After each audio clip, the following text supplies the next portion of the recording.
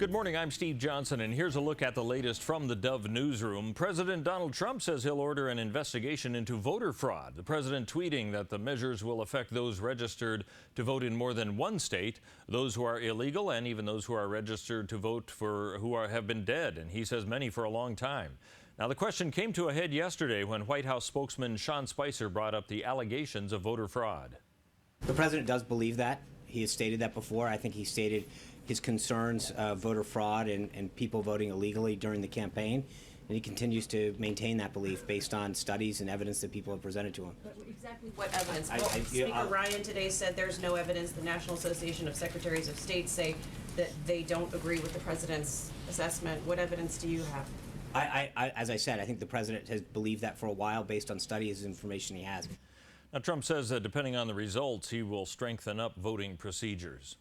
An unusual line of questioning took place yesterday as an Oregon senator questioned a Trump nominee. Congressman Mick Mulvaney is Trump's choice to head the Office of Budget and Management and came before committee members, including Oregon's Jeff Merkley, to discuss his confirmation. Merkley's first question to Mulvaney concerned an aerial picture of crowds attending former President Obama's inauguration and that of Donald Trump's. I have behind me two pictures that were taken at about the same time of day in 2009 and 2017. Which crowd is larger, the 2009 crowd or the 2017 crowd? Senator, if you allow me to give the disclaimer that I'm not really sure how this ties to OMB, I'll be happy to answer your question, which was from that picture. It does appear that the crowd on the left-hand side is bigger than the crowd on the right-hand side. Thank you. The president disagreed about this in his news report. He said, "It's a lie. We caught them. We caught them in a beauty," referring to the press reporting. Merkley later said he used the pictures to see if the nominee would be truthful in representing the Trump budget.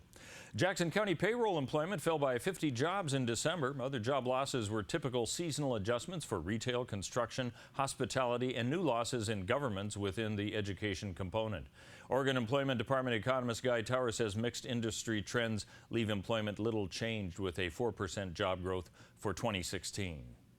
Well, overall, we saw pretty solid job growth in Jackson County. Really across the board, increases in most industries, employment rising in retail trade, leisure and hospitality, healthcare and social assistance, generally positive trends across the county. So we came through the year with pretty solid job growth, close to 4% for Jackson County. Over the past year, the largest gains came in private education, health services, leisure and hospitality, and manufacturing. Let's take a look at the weather scene and what we can expect for Northern California and Wairika. A chance for rain and snow flurries today with a high of 39, then clearing.